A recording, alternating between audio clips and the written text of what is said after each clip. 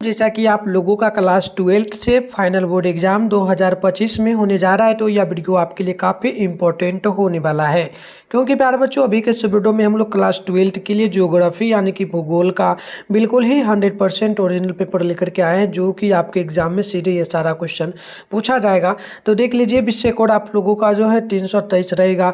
Set code अभी CG है, but कोई भी हो सेट आपको जो है ना उसमें इसी प्रकार का क्वेश्चन देखने को मिलने वाला है। तो बिना देरी करते हम लोग स्टार्ट करते हैं। उससे पहले बोल रहे 8:30 बजे डेली इसी चैनल पे रात में डेली क्लास होता है 8 सवाल बच्चों का, यानी आप लोगों का। तो आप लोगों का चैनल पे पहली बार है तो चैनल को सब्सक्राइब करके नोटिफिकेशन को ऑल पे प्रेस कर लीजिए, ताकि नेक्स्ट क्लास का नोटिफिकेशन आपको मिल पाएगा। साथ में आप इस नंबर पर मैसेज करके व्हाट्सएप ग्रुप वगैरह जरूर ज्वाइन कर लीजिए। 98 355 16 710 पर आपको अपना नेम, जिला का नेम, क्लास 12th आर्ट्स लिख के भेजना है, ताकि हम आपको ग्रुप में ऐड कर देंगे। चलिए स्टार्ट करते हैं। आपको पता होना चाहिए ऑब्जेक्टिव में टोटल 70 क्वेश्चन मिलेगा, जिसमें से 35 ऑब्जेक्टिव बनाना होगा। तो अभी के इस वीडियो में मात्र 35 क्वेश्चन को ही देखेंगे। इसके अलावा नेक्स्ट वीडियो में हम लोग और भी जो क्वेश्चन बचेगा उसको कवर करेंगे। तो आइए पहला नंबर क्वेश्चन को यहाँ पर देखते हैं। पहला क्वेश्चन जो आप लोगों से बोला गया, ये प्रश्न जो बोला जा रहा है ध्यानपूर्वक आप लोगों को देखना है, ठीक है। प्रश्न बोला कि प्रौढ़ यानी या फिर कालशीर आयु वर्ग से क्या तात्पर्य है, तो ये बिल्कुल याद रखिएगा। प्रौढ़ यानी कि कालशीर जो वर्ग होता है, ये लगभग जो वर्ग होता है 15 से 59 साल तक, यानी कि लगभग जो काम करने का उम्र है, आयु है, वो 15 साल से स्टार्ट होता है। 59 साल तक काम कोई भी व्यक्ति कर सकता है, उसके बाद नहीं। 15 साल से नहीं पहले कर सकता है, नहीं बात कर सकता है ना, मतलब 59 साल के बाद। तो इस प्रकार से ऑप्शन नहीं होगा। 2 नंबर क्वेश्चन यहाँ पर ध्यानपूर्वक देखिएगा। संभाववाद शब्द का प्रयोग सर्वप्रथम किस फ्रांसीसी विद्वान ने किया था, तो बिल्कुल ही 2 नंबर का याद रखना। ऑप्शन भी हो जाएगा लुइसियन फेवरे। ऑप्शन नंबर बी बिल्कुल यहाँ पर जो है ना राइट हो जाएगा।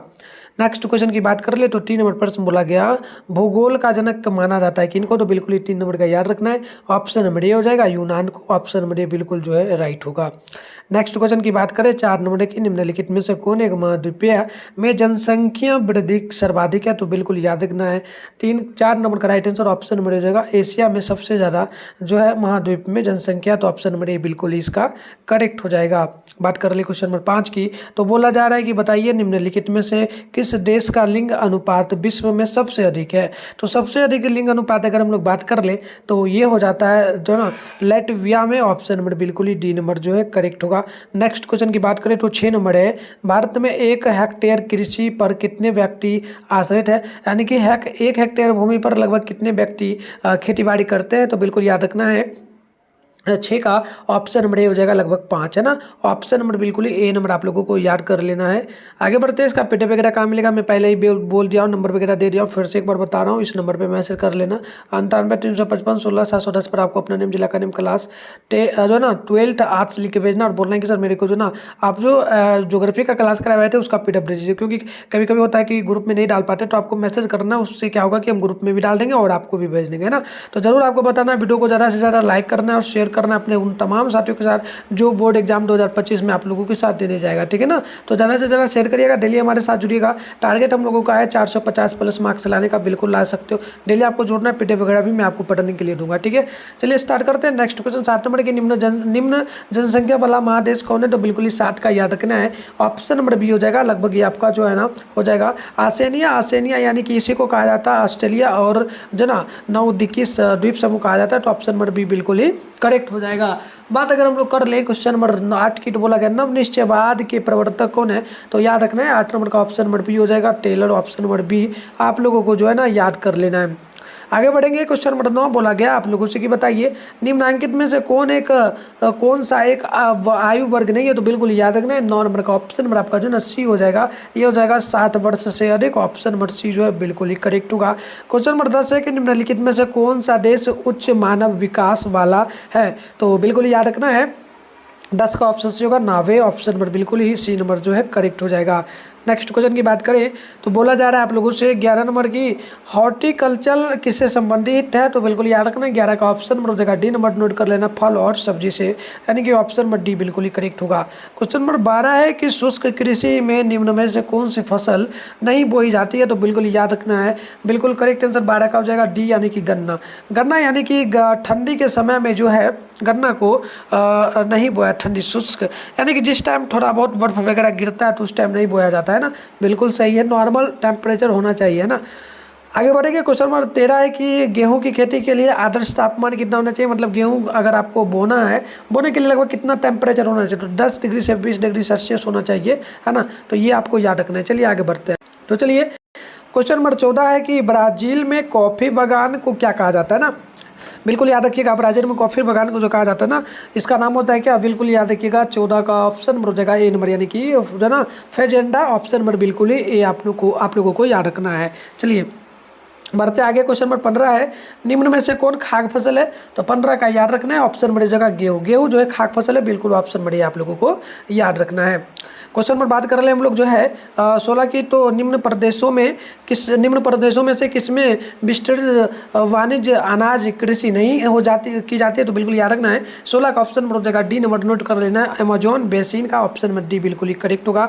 नेक्स्ट क्वेश्चन की बात करें तो 17 है, बोला गया कि निम्न में से कौन सी कृषि के प्रकार का विकास यूरोपीय औपनिवेशिक समूहों द्वारा किया गया है। तो बिल्कुल ही 17 का याद रखना है, ऑप्शन डी हो जाएगा रोपण कृषि, ऑप्शन नंबर डी बिल्कुल ही जो है राइट हो जाएगा। आगे हम लोग बात करेंगे 18 नंबर क्वेश्चन का। तो बोला गया कि बागानी कृषि सर्वाधिक मात्रा में कहाँ विकसित है।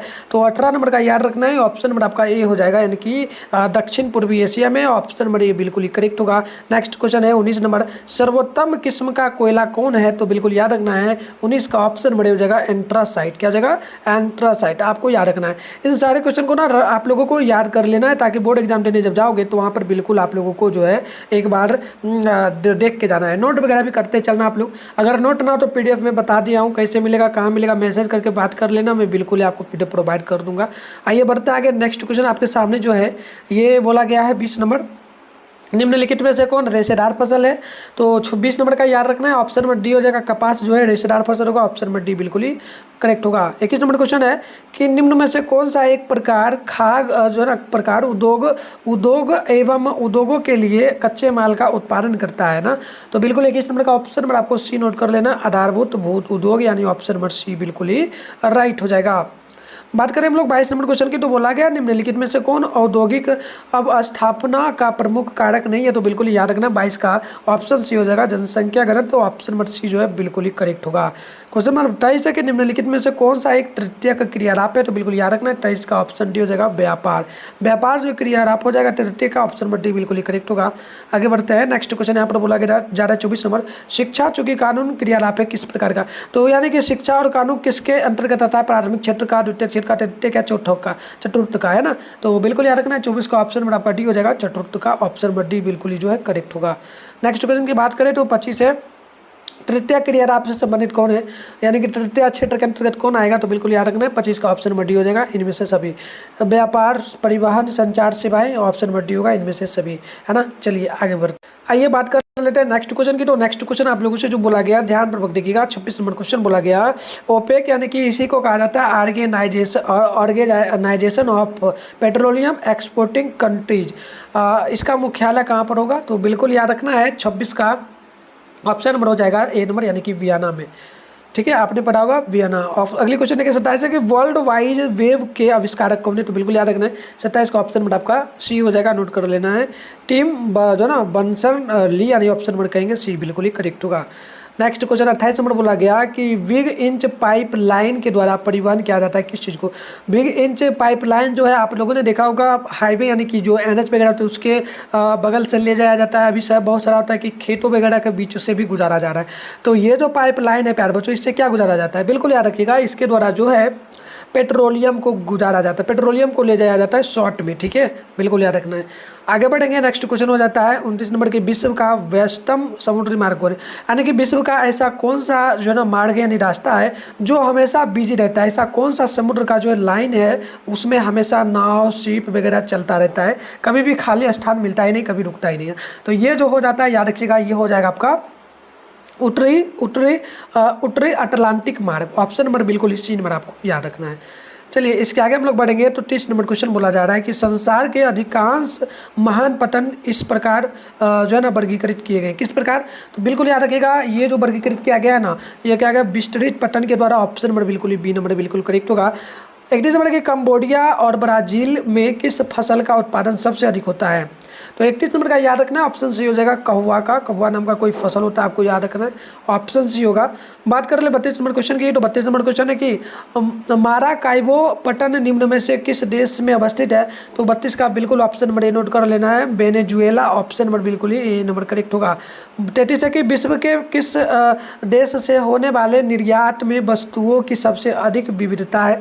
तो बिल्कुल याद रखिएगा 33 का करेक्ट आंसर भी होगा जर्मनी से, ऑप्शन नंबर बिल्कुल ही बी नंबर करेक्ट हो जाएगा। अगली क्वेश्चन यहाँ पर 34 नंबर है कि कालाहारी मरुस्थल निम्न में से कि कौन सी जनजाति निवास करती है। तो बिल्कुल याद रखना है, इसमें जो जनजाति निवास करती है कालाहारी एक स्थल का नाम है, मतलब कि कह सकते हो राज्य का नाम है ना, राज्य का, उसके अंतर्गत जिला वगैरह आता है। तो बिल्कुल 34 का ऑप्शन सी नोट करना है, बुशमैन जाति जो है उसमें निवास करती है, ऑप्शन सी होगा।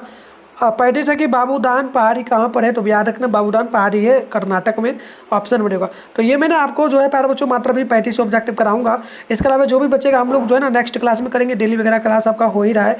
आर्ट्स का ऑल सब्जेक्ट का क्लास रात में 8:30 बजे आप लोगों का चलता है, तो जरूर जुड़िए, चैनल को सब्सक्राइब कर लीजिए।